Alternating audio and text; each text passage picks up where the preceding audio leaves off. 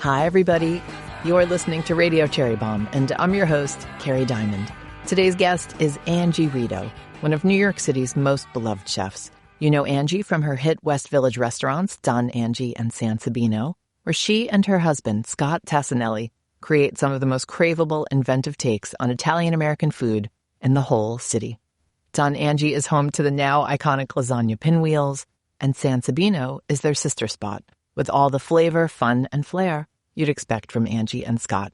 Angie joins me for an update on the restaurants, upcoming travels, the story of her family's bakery in Cleveland, the beloved Rito's Bakery, her dad and uncle's amateur baking exploits, and her pivot from journalism to the kitchen. We also talk hot dogs because Angie is part of an event we're doing next week called the Hot Dog Edit. I'll tell you all about it in just a minute. And Angie will tell us all about the hot dog she dreamed up that we will be serving, her Italian combo hot dog. It's wrapped in speck. She's whipping up a bunch of pepperoni aioli as one of the toppings. Yes, pepperoni aioli. She'll tell you all the other details in just a sec. Anyway, I am so happy to have Angie back on the show. She is always great to chat with, and she is such a gifted culinary creative. Stay tuned for Chef Angie Rito. Today's interview was recorded at Newsstand Studios at Rockefeller Center. A little update on our next issue. We are busy at work on the next issue of Cherry Bombe's print magazine, and we'll be at the printer next week. The theme is game changers, and the issue is filled with trailblazers, innovators, and some food folks who inspire us every day. If you're a subscriber, thank you so much. This issue will be coming direct to you next month. Not a subscriber? You can head to cherrybombe.com and subscribe there. The link is in our show notes. You can also pick up a copy at your favorite bookstore or culinary shop, like Vivian's Culinary Books in Portland, Oregon. This next one is for our New York City friends. Get ready for the hot dog edit. On Thursday, May 28th, Cherry Bombe's very first food truck is pulling up to Rockefeller Center. We'll be celebrating our hometown's most iconic street food with three of our favorite local chefs. Sohui Kim of Gage and Tollner and Insa, Michelle Palazzo of La Roque and Frenchette, and as mentioned, Angie Rito of Don Angie and San Sabino. Sohui, Michelle, and Angie have created their dream hot dogs and will be serving them up throughout the day. This one and only outdoor pop-up is in partnership with OpenTable and Visa. Join us to celebrate the start of the summer, nosh on some limited edition collab treats, and hang with Team Cherry Bombe. Reservations for the Hot Dog Edit by Cherry Bombe, OpenTable, and Visa are available through the OpenTable and Visa Dining Collection for eligible Visa cardholders. Restrictions apply. See terms and conditions. All the links are in our show notes. Now, let's check in with today's guest. Angie Rito, welcome back to Radio Cherry Bombe. Thank you. How is Roman, your little one? My son is doing great. He's 5 years old. Such a cute age. It's so cute. I just received an email moments ago that he tore his pants down the back at school, and we need to please send another pair of pants. So he's, an active fellow. No, it's so cute. It's such a cute age. He's really getting into cooking too. So last weekend we made pasta. We made, he made like a little ravioli filling, and we made handmade raviolis. We made fresh cut fettuccine. The weekend before that, we baked cupcakes and we made Swiss meringue. He was really into, using the thermometer and stuff. He's really getting into it. It's fun. Wow. Is he going to gravitate towards sweet or savory? Which direction is this kid going to go in? We don't know. Yeah, it's a real nail biter. I don't know. The thing I love about interviewing you is you have the best laugh. Oh, thank you. And you crack up all through the interview. Yeah. And I think when your husband Scott was on the show with you, you cracked up even more. Right. It was adorable how much you two make each other laugh. Yeah. This is true. So I'm going to try to make Angie laugh as much as possible on the show today. You know who we had on the show the other week? Hillary Sterling from Cisiamo. Yes. You guys are part of the excellent chefs who make Italian food group here in New York. And she's got a little boy who's probably not too... Yeah, probably similar age, I think. As yours. Yeah. And he loves to go to the restaurant all the time. And it'll be the weekend. And she's like, so what do you want to do today? And he's like, I want to go to Cisiamo. That's so funny. Yeah, our son is similar too. It's really sweet. All the employees love seeing him. And I think, as you know, I grew up in a family that had a bakery. So not just any bakery, a legendary bakery. Yeah. But that was very much a part of my youth, is just, hanging out at the bakery and whatever, getting to know the people that work there and just being in that environment. It's just I don't know. I loved it when I was a kid as well. You eventually worked there. Yes, I eventually worked there, and then I eventually just gravitated to working in a similar setting for the rest of my life because, yeah, I just enjoy that type of setting, I guess. So you had a big job pivot, right? You didn't set out to be a chef. Did you have another job and then you wound up going to culinary school? I initially studied journalism. I always wanted to own a restaurant. That was something that I felt from maybe maybe my teenage years or whatever, but I felt like I needed to have a quote unquote real job or, whatever, go to school and do something else. I didn't really think of it as a career necessarily. I think just as part of my upbringing, it's not like my family directly told me don't go into this business, but they kind of sort of, I don't know, maybe they didn't encourage it necessarily. And they definitely wanted me to go to school, to college. But yeah, long story short, I did that. I moved to New York to do an externship with a film development company. And then I just very shortly after was you know what, I just want to work in restaurants. And then I did. And that was the end of that story. You had to follow your truth. Yeah. Now you have two restaurants, Don Angie and San Sabino. Tell us about the two restaurants and what makes them different. What's great about them is they're right next to each other on Greenwich Avenue in the West Village, kind of on opposite corners of a block. Don Angie is our original, opened almost 9 years ago. We're known for our lasagna, among other things. It's our interpretation of red sauce cuisine, a lot of fresh handmade pastas. Every single pasta we make in-house is hand-folded. We don't use an extruder. We don't buy dried pasta, which is something really special to note, I think. So that's Don Angie. And then San Sabino opened 2 years ago, and it's very similar to Don Angie. It just has more of a seafood and cocktail focus. It's very yellow. It's very bright and kind of feels sort of coastal. Although I don't like to say the word coastal Italian because what we do is not regional Italian at all. It is very Italian American, but it kind of evokes this sort of seaside vibe, if you will. And we have a lot of seafood on the menu. I know at Don Angie, you've got lots of classic dishes you cannot take off the menu. Yes. But is it the same at San Sabino? Well, actually, it's funny you ask. We're making a couple changes to the menu today. So we do make changes here and there. I mean, we do at Don Angie as well. But yeah, there are some staples that have been there since day one that will never change. Our chrysanthemum salad. It's our riff on a Caesar salad, but with these really light herbaceous chrysanthemum greens and sesame crumbs and a whole giant dusting of Parmesan cheese. You're very generous with the parm. Yes. Generosity is one of our, pillars in general, especially when it comes to cheese and garlic. We have this green garlic Fred situation we do there. That's a play on focaccia di Recco. We do pepperoni fried rice with calamari, which is a unique dish. That's another staple. Buffalo milk caramelle. I mean, I guess, yeah, the list goes on. Yeah, San Sabino, we do a lot of really cool handmade pastas there as well. Again, every single pasta is hand-folded, whatever. So we do a hand-rolled buziate with clams, which I think is awesome. Arguably, between the two restaurants, I think that might be possibly my favorite dish between, of all. Say it again. It's called buziate. It looks buziate. It looks like an old school telephone cord. Each strip of pasta is rolled around a skinny dowel. Is that the word I'm looking for? Mm-hmm. Right words. If you can imagine, and all of our pastas are like that. The entire bowl, someone has folded each noodle, kind of grandma vibes. The amount, you can kind of feel and taste the amount of effort that's been put into the dishes, and that just translates in a way that to me is very comforting. I just made spaghetti and clams the other day, and it came out really good. I was very proud of myself. Nice. Thank you. We have a really good fishmonger at the Carroll Gardens Farmers Market. I got some clams, and I was like, I'm going to do it. And the previous time I had made it, I made it too clammy. I had reduced. Does that happen? I don't know what I did. Reduced it too much? I reduced it too much. It was I think I was salty, just trying to be really fancy or something. And this time I was like, it's a basic dish. Don't F it up this time. Yeah. Yeah. What else did you put in it? Just sauteed some garlic and olive oil, crushed red pepper. Perfect. And then clam juice from the clams. I kept it super simple. Some pasta water. The clams were great. So didn't really need anything else. And then I took the shells out and finished the pasta in the clam broth. Yeah. Garlic juice. Perfect.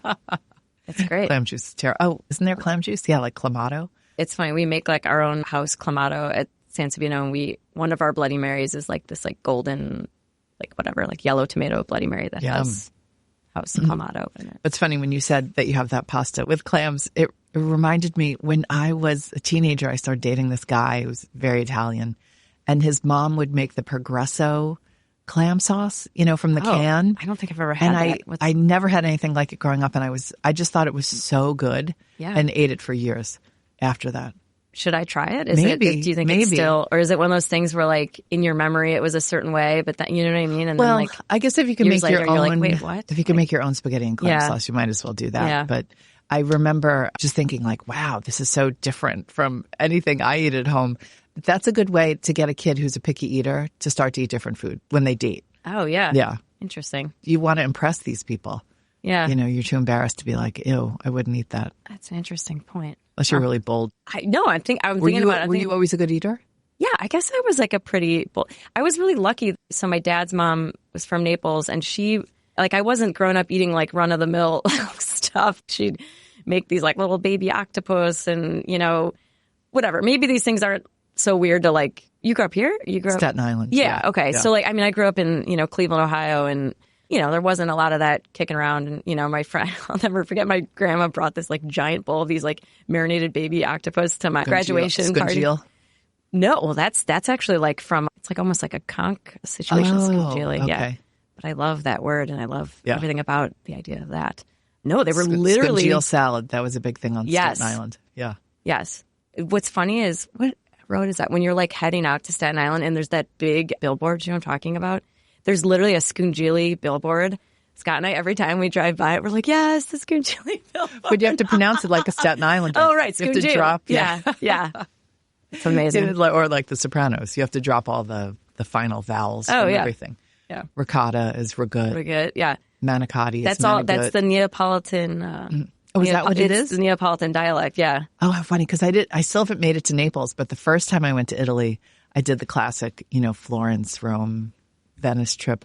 And nobody pronounced it the way they pronounced it on Staten Island. So mozzarella was mozzarella. Yeah, mozzarella. Prosciutto was prosciutto. And I was like, wait, it's mozzarella. It's prosciutto. It's gabagol. What are these words? Yes, it's so weird. If you ever get to Naples, you should.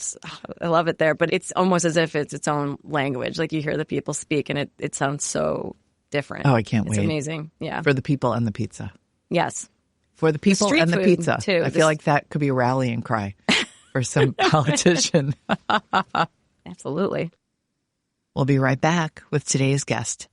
Hi, peeps. My name is Jessie Sheehan, and I'm the host of She's My Cherry Pie, the baking podcast on the Cherry Bombe Podcast Network.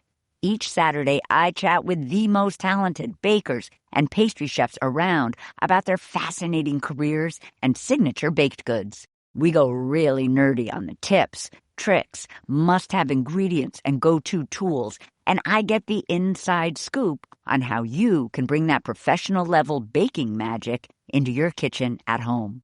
Don't miss my conversations with folks like Claire Saffitz, Justine Doran, Cheryl Day, Dame Prue Leith, Dory Greenspan, Carla Hall, and many more. If you love learning the science behind baking, or are simply a baking good enthusiast, this is the podcast for you. Find She's My Cherry Pie on Apple, Spotify, YouTube, or wherever you get your podcasts. And don't forget to subscribe so you never miss an episode. Another thing is our hot dog edit. Yes. Thank you so much for saying yes to this project. Asking me to participate. I was thrilled. Do you know the other chefs? Do you know Michelle Palazzo? I don't. No. She's at La Roque and French Ed and Wild Cherry, Le Veau d'Or, all the places. She's a pastry chef. So she was very excited to have a savory challenge. And then the other chef is Sohui Kim, who you know from when we did that luncheon and panel at Wildflower Farms. Yes. That was such a beautiful setting. Oh, my gosh. Wow. I would love to go back there anytime if you're listening. Wildflower Farms. Yeah. But Same. It's also, you Wildflower can... Farms. Same. Well, you can do a collab up there. Can I? Yeah, sure. Why not? Okay. You do a lot of fun collabs. Don't you have one coming up with Nancy Silverton? I do. Yes. I guess that's next week. Yeah. Oh my God. Folks will miss it, but sorry, everybody.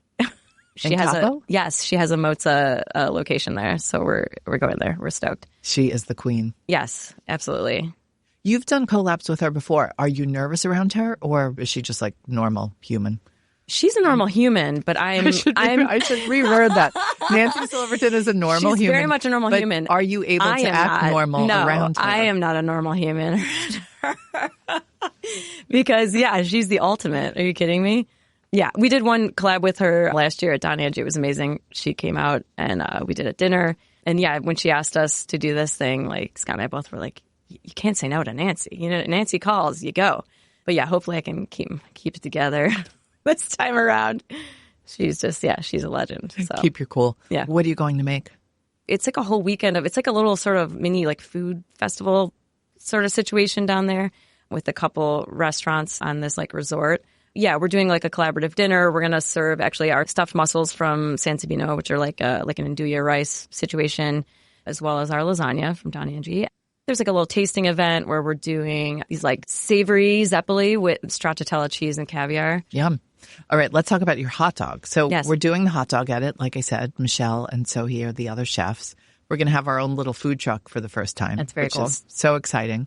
Tell us about your hot dog. It's an ode to a classic Italian combo sub or sandwich. So I wanted to use just a combination of like Italian salumi. I'm very passionate about like Italian salumi in general. I tend to like sneak it into a lot of recipes. You know, before I mentioned the pepperoni fried rice, the andouille rice, and the mussels. We do like a crab and mortadella dip at San Sabino. That's awesome. Anyways, I digress. So the hot dog, we've got some salumi on there. So sometimes you see people wrap a hot dog with bacon. We're going to wrap it with speck, which is sort of, you know, similar to bacon in that it's like a smoked Italian salumi. So we're going to wrap it with speck. And then we're making like a pepperoni aioli. I feel like every time you get one of those subs, there's like some sort of like fresh like salad situation on there. So we're doing shredded iceberg lettuce and like red onions with pepperoncini in like a pepperoncini vinaigrette. Yeah. Did you know immediately when we said, okay, we're doing this project with OpenTable and Visa Dining Collection. It's going to be at Rock Center. You have to design your dream hot dog. Did you know immediately? Yes. Yeah, I immediately was like, this has to be like a riff on like an Italian sub situation. That's like a very quintessential Italian-American sandwich. I mean, there are many Italian-American sandwiches. That's just one that like immediately comes to mind. And I feel like it just, I don't know. I feel like it works when you apply it to the hot dog. So. I love it. I'm trying to figure out my hot dog strategy because there's no way I can eat 3 hot dogs. Oh, I mean, yeah. I can, but they're going to be like need to strategize. Kind of loaded, you know? Yeah. So I'm like, maybe I can cut my hot dogs in half or something. Oh, yeah. Find a halves. friend. And then, 100%. I mean, I'll go halvesies with you if you you know what I mean? That sounds like a plan. So let's say you're at a barbecue and you have to make hot dogs. Okay. You know, you're a chef, so they put you to work because sometimes happens. What do you do? Do you like split it down the middle and cook it a lot? Do you like a kind of boiled hot dog? Like, what's your preference? You know, I feel like with hot dogs, like they're all about texture. A lot of people will like spiralize them, you know, to get like more texture out of them in general. I forgot about the spiral hot dog. Yeah, it like kind of looks ridiculous, but it's kind of delicious. You know, I guess it kind of looks cool, you know. So that's a move we might do, and then cook it in like a cast iron or something, or maybe even like splitting it and stuffing it with something. I don't know. Did you grow up ketchup or mustard? Because I'm from Cleveland, it was more. Well, truth be told, like both, but. Yeah, mustard. Like mustard's a big... Even as a kid? I feel like that's like controversial though. People, right? Don't people have like very strong opinions about this topic? People do, definitely. Yeah. I feel like a lot of folks gravitate ketchup when they're little. I don't know a lot of kids who like mustard. Our son likes both. Like we just give him like a little bit of both and he'll like dip it or whatever. You know? Yeah. So. Well, he's a little foodie. He's Future chef. He's expanding his horizons recently, for sure. Yeah. So. Are you guys going to get to take a vacation this summer? I don't know if we're going to go anywhere this summer, but later this fall, we actually are going to Oaxaca. And we also are like putting together an Italy trip. That you would host?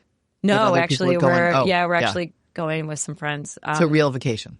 Yeah, I know. It's weird. We'll end up like traveling quite a bit. And I feel like, oh, yeah, I'm like, you know, I'm doing stuff. And then I'll like look back and I'm like, oh, literally all those trips were work, you know, like I realize I haven't taken a vacation in 2 years or whatever. But yeah, we are definitely going to be on vacation during that time. Good. Yeah. I think the last time we spoke, you were about to go on a really epic trip to Italy. Oh, with Modern Adventures, maybe. Yeah, so we've hosted a few tours with them. Are those fun? Oh my God, they've been so awesome. And we've met such cool people. And actually, the Oaxaca trip we're doing, oddly enough, we hosted 3 trips with Modern Adventures. And then there was like a handful of people that came on every tour that we did through the various locations we went to. And then one guy that was on all those trips is basically like hosting us and put together this Oaxaca trip. And it's a bunch of people that joined us on these other trips coming together. It's a little reunion trip, so it should be really fun. Oh, that's really fun. Yeah. Well, you guys definitely have super fans. I remember when your book debuted, your cookbook. Remember we were doing that Cooks and Books event? Yes, yeah. And you guys came and signed books. And I mean, there were people there who were diehard Don Angie people. Oh, you feel okay? That's nice. Yeah. You're so modest. I'm like, oh, okay. We got to get you out of the kitchen. I know. It's all right. I like it there. It's warm. We know how much you like it there. Definitely. Definitely. Let's go back and talk about your pivot a little bit more, because there's so many people who listen to the show who love food, but they're maybe urged to go in a different direction, or they don't really understand like what careers are possible for them. So when you were studying journalism, but you knew like in your heart it was food, what was going through your mind when you were deciding what to do in college? My husband, actually, he, I think, helped because we actually had just met at the time. And he was the one that really persuaded me to make the change, just because like he could tell, you know, how evident my passion was for it and everything. And he, in his own personal experience, had made a big pivot. So he had worked for like 8 years or something in radio sales. At whatever age, 30 or something, he decided to go to culinary school and, you know, change his whole career trajectory. So I think I just trusted his guidance and advice in that respect, because he was just like, you know, what's the worst that can happen? Like, just try it, you know? And I think oftentimes, I mean, this is like insane, but at the time I was like, oh, I'm already, you know, I've already missed the boat. I'm 22 or like whatever, you know, like you just feel you're whatever. I've always been the kind of person that puts a lot of pressure on myself. But yeah, like you're never too old or too late for anything. You know what I mean? And worst case scenario, like it doesn't work out. So what? Go do something else, you know? I think I personally put a lot of pressure on myself. This has to go perfectly, and, you know, these things have to align, and I have to do this, this, and this by X date, or whatever I was thinking at the time. But yeah, I think my husband helped kind of persuade me in that regard and just be like, who cares? Like, just try it. So you two were both in media? Well, yes. Yeah. I'm like, radio no, sales? yes. You studied journalism? Exactly, but like separate. Yeah, totally separately. I'm feeling more and more pressure to do things on video. Uh-huh. Do you guys do a lot of video stuff for the restaurant social? Honestly, we don't spend like a ton of time on this social stuff. It's just, it could be like so time consuming, you know, and we're trying to do a million other things. But we do like video things here and there. I mean, I don't know. I just filmed something with Bon Appetit last week. We're going to be on the Kelly Clarkson show. Like, I don't know. I think it's airing in like a week or two or something. We do tend to do those things when the opportunities arise, just because, you know, I think it's good exposure. But yeah, fun. It's hard. It's time consuming, you know, doing all that stuff. So it is time consuming. That's for sure. I love the stories about your family's bakery, you know, and doing some research on you. I've read some of the stories, and especially when the bakery announced they were closing, that was devastating to a lot of people. I'm sure your family included. And I've seen pictures of the bakery, and such a classic place. Yes. Can you take us back there? And you mentioned that you worked there when you were younger and you were just around the bakery a lot. What was it like? What were the specialties? And, you know, what did it mean to both your family and the customers who love the place? So my grandfather started it. He was from Sicily. He actually worked in Taormina, which now I feel like everyone knows of Taormina because of White Lotus or whatever. But that's where he worked. It's funny, like sometimes he would tell me the story and he'd be like, I was 8 years old when we were, you know, and then sometimes he was like 12 years old. Like, we don't know. All we know is he was very young when he worked there. And then he moved to the United States when he was like 17 and worked in a few bakeries in the United States, met my grandmother, and then opened the family bakery in 1960. It was a lot of Sicilian specialties, cannoli, something they called cassata cake, which is interesting when you read about it because it actually is like a very regional thing to the Midwest, the way they would make cassata. It would either have like strawberries and custard and layers, or it would have cannoli cream and rum-soaked cake. But if you go to Sicily, the Sicilian cassata is something different. It's interesting. I kind of went down a rabbit hole reading about this. There's this Midwestern version of cassata cake. What's the Sicilian cool. cassata cake? It's more of an almond paste situation. It's the one that's like coated in the green. It's usually filled with ricotta cheese, candied fruit, and then, like covered in this green marzipan situation. Well, for all you marzipan lovers, yum. Yeah. So they would do it with the marzipan and the color and... No. So my family would make... Oh, that's the Sicilian version. That's the Sicilian version. So I didn't even learn about the Sicilian version until I was much older, because the way that my family made it, it was either with like strawberries and custard and layers of like sponge cake, or they would make it with basically like cannoli filling, the cannoli cream with the chocolate chips and like rum-soaked cake. Yeah, which is apparently a very Midwestern thing. It's like one of those, I mean, there's so many like little pockets of like Italian-American regional cuisine in America. It's very fascinating, really. So then it grew to have, it also had like a deli, and they made amazing bread, and they'd have all these like, maybe subconsciously that was like inspiring me for my hot dog, you know? When I was a teenager, I would work there, and I'd work in the deli, and I'd be like making the sandwiches or whatever. And I started working there when I was, I don't know, maybe I was like 10 years old, washing pans or whatever in the back. It was a really big part of my life. And very sad when it closed. But, you know, my father and his siblings, like, they had worked there their entire lives and worked very hard. And it's nice for them to kind of take a step back. However, interestingly enough, my father and his brother converted their garages literally into miniature bakeries, both of them. It's kind of amazing, like Hobart mixer, like convection ovens, like this whole situation. Every time I go home, there's like some new piece of equipment. It's kind of insane, kind of amazing though. So I'll go home and my dad's just cranking out, driving around the block, just handing it out to people. Like, honest dad, like he can't stop. What was the name of the family bakery? Rito's. That's my last name. Yeah. Your dad and your uncle, they're just doing this as hobbyists? That's right.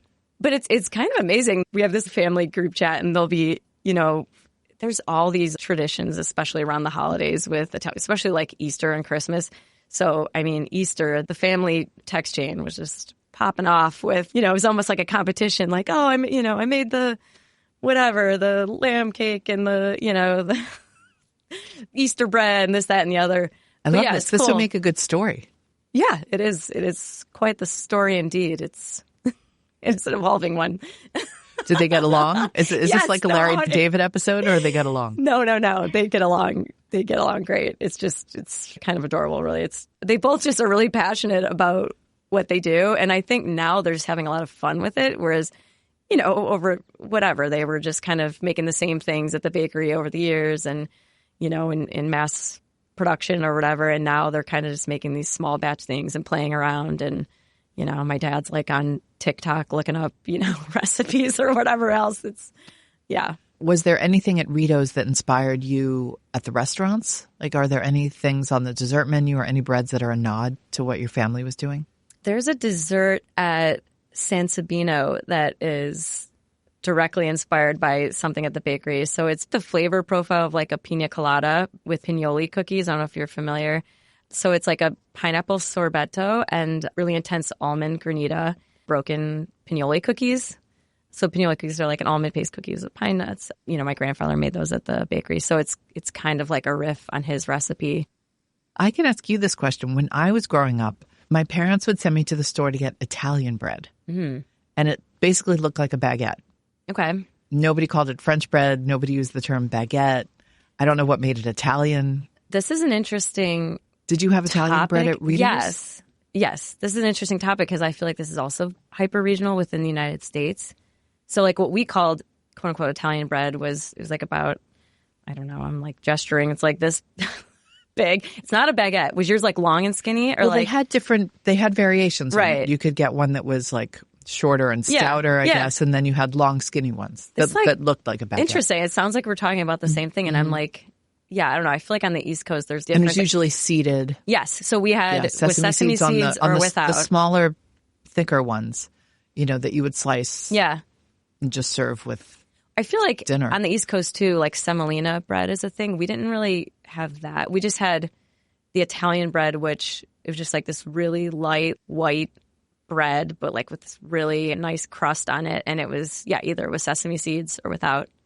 And we had this like slicing device. You know, you'd be like, oh, with seeds or without. And then you'd be like, oh, sliced or unsliced. And we had this machine that was, I mean, this thing must have been from like 100 years ago. Like now that I'm thinking about it. But you put it on there and like pull a little lever and it would just like, you know, like it would just slice up a little loaf of bread, stick it in a bag.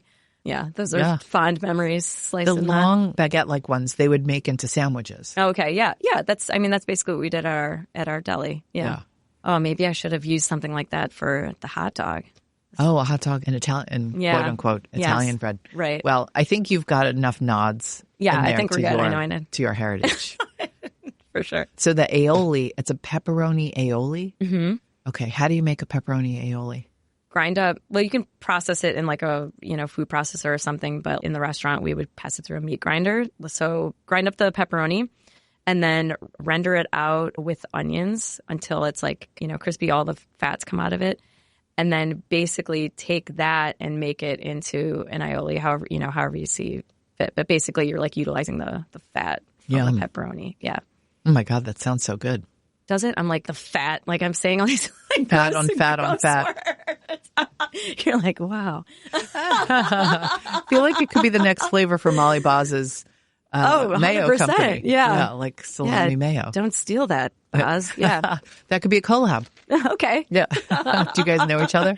Yeah, we've met like once. Yeah. You could slide into her DMs. It's amazing how many people get business done in the DMs these days. Oh, yeah. That is a massive coffee. That coffee is like, nope, I'm not coffee shaming you.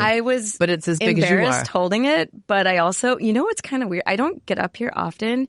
And there's something about the Rockefeller subway station and the Dunkin' Donuts. Do you know what I'm talking about? Like when you're exiting, and I like was trying to look away, but I was like, you know what? F it. I'm going in. And I just, I ordered a large and I didn't know that this was going to happen. It's bigger than your head, literally. And then I drank all of it. So here we are. Iced coffee in the summer, man. Is there anything better than that? No, absolutely not. Except hot dogs. Yeah, the answer's hot. Yes, right. Hot dogs. Right. Oh my God. Well, we're going to have so much fun at the Hot Dog Edit. Yes. We also did a little newspaper to go with it. Yeah, I can't wait till you see it. I can't wait to see it. You guys look great in the newspaper. Going to be fun. We're going to split some hot dogs. Nice. See our little newspaper. Maybe we'll get some iced coffee. Perfect. To drink while we eat our hot dogs. Angie, always so much fun. We're going to do a little speed round. Oh, no. I just started thinking about it. I know the questions are going to stump you. I know it's going to stump you already. What beverage do you start your day with? Oh, coffee. All different types. But yeah, not always, or not ever Dunkin' Donuts unless I'm here at Rock Center. So, what's always in your fridge? There's a plethora of snacks for my son. Our snack game is just out of control. Truly, we have like a cabinet full of just lunch snacks and then a fridge full of snacks. It's just like a snack house. Yeah. It's weird because before I had my son, all we had was condiments, an egregious amount of condiments and nothing else. Truly, because we would never cook at home. We always cooked at work and that was the last thing we wanted to do. So we'd either order in or we'd go out to eat because we like to do that as well. And then as soon as we had our son, we're like, oh my God, we have to like feed this person. So we started buying, I should mention, other than snacks, of course, we have like healthy fruits and vegetables and other materials to make healthy meals for our son. But I will note, a lot of snacks. That's good for people who are worried that maybe you weren't a responsible parent. Right. I just want to clarify. There's also, there's more to it. But the snack game is on point for sure. What was your favorite food as a kid? There's a lot of like standouts, things that my grandma made. Actually, these two recipes are in our cookbook, or, slight variations thereof. Stuffed artichokes my grandma made, as well as, it doesn't sound that interesting, but this like broccoli soup. She would just like break up linguine and then just make this soup with like a whole bunch of garlic and olive oil and broccoli. It's the most simple thing, but it was delicious. And you loved that as a kid? I did. What's your favorite snack food today? My son has these little meat stick snacks. Got to get the protein. Yeah. Is it beef jerky? It's with variation. Well, there's variations. There's like a turkey one. There's a pizza flavored beef. Jerky. I'm really painting a picture here that like my son eats like all this unhealthy stuff. It's very well balanced. He's eating healthy stuff too, but then he's just also, has a lot of snacks going on. And yeah, I eat some of his snacks, including his like meat sticks. I don't know. Just the term meat stick. I know. And Somebody I just keep needs saying it. Yeah. Somebody needs to brand that better. I'm sure there's a good There's name for it. got to be another. Yeah, but it's not jerky. You know what I'm saying? It's like literally a meat sorry, stick. I even said jerky. Yeah, Take it like back. what do you? It's a different thing altogether. You got to get your protein. Everyone's so obsessed with protein now. Yeah. That's the thing until it's not the thing. I think Yeah. we've probably got about 5 more years with the protein. Really? thing. You think 5 years? Yes. Okay. My prediction. Okay. Although I see fiber making a comeback. Do you? Yeah, on TikTok and Instagram. Okay. There's the fiber camp that keeps springing up. I feel like there's like all different types of fiber too. Like I can't keep up. It's a Who lot. can? Yeah. Who can? We try. Treasured cookbook. I know there are a lot of cookbooks you love, but if you had to pick one that you think people should check out. One that I end up using often as like a reference point, I think because of it has this really good like sort of like larder section in the beginning of it that's really inspired me in many ways in my cooking is the Bar Tartine cookbook. There's a lot of like dehydrated things and oils and fermented things. And for whatever reason, specifically that larder section has inspired me to come up with like a lot of ideas. So I often reference that, I guess. I think I kind of know the answer to this, but are you streaming anything right now? I am not. I had to think about it. I was like, what does that mean? Yeah, I watch television, but it's just... Knocks you out? Yeah, or it's like... I find when I'm exhausted, I'll turn on TV and then I'm asleep 2 seconds later. Yeah, you know what it is? I watch a lot of documentaries. Like my friends will mock me about this because there's like literally no documentary that I like haven't seen. I don't know. I just feel like if I'm watching something to be kind of like learning something or taking in some sort of information, I don't know. But I enjoy a documentary. That's cool. You're a learner. Sure. Right? Yeah. I don't know. Any faves? I like the ones that are about people and their lives. Off the top of my head, the ones that I like watched recently, I watched the one about Martin Short and the one about Steve Martin and like John Candy. You know, I guess I just named a bunch of white male comedians. Yes. Yeah. That's okay. They're funny. Those are all funny guys. We don't need to. Yeah. But if there's a documentary, I will watch it. Hacks is really funny. Yes. The new season just came out, right? Yes. I need to. And new episodes drop on Thursdays. Oh, okay. Most used kitchen implement.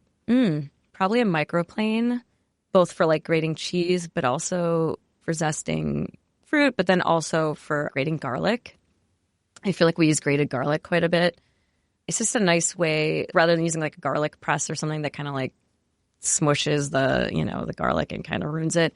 Whatever. It yields like a very finely chopped. Right. You're not zesting the garlic. What do you call that? Yeah, I do it all the time. Yeah. Grate? Yeah. A fine grate of garlic is wonderful in a raw situation because it just like melts into it. But then additionally to cook with, and it also just kind of. I also use it to grate ginger. Oh, yes. Yeah. Ginger. It's good for that. Not as easy as with garlic. But I saw somebody was recommending freezing your ginger. Oh. And that it's so much easier to grate when you freeze it. Interesting. Yeah. I'm going to try that next time. Yeah. See if it I've never impacts tried the that. flavor at all. Dream travel destination. I've never been to Australia and New Zealand. I mean, can I put them together? I don't know. Sure, 'Cause they're like sure. I would love to do that trip. Everything always goes back to Italy for me, but there's a big Italian community in Australia, which I find very fascinating, a very like Italian-Australian community. So there's like apparently a lot of great Italian-ish, whatever, Italian-derived food there. But there's also like an incredible seafood scene in terms of like the food. And then just from what I know, it's beautiful. The beaches are beautiful. And then, yeah, of course, New Zealand, I think just, the setting and the scenery just seems beautiful. So I'm so curious what the Italian-Australian culinary mashup is. Yeah, same. Yeah. I mean, I've read about it a bit or whatever, but I'd love to like experience it. So yeah, Australia is great. Haven't been to New Zealand yet, but I would love to get there. Okay, last question. I know you've been agonizing over this one. If you had to be trapped on a desert island with one food celebrity, who would it be and why? And Scott, sorry, Angie can't take you to the island. I didn't realize it was food celebrity. Food celebrity, yeah. Oh, why? Well, tell us who you're not. No. You have somebody, I mean, if there's someone else you're dying to get stuck with, tell us.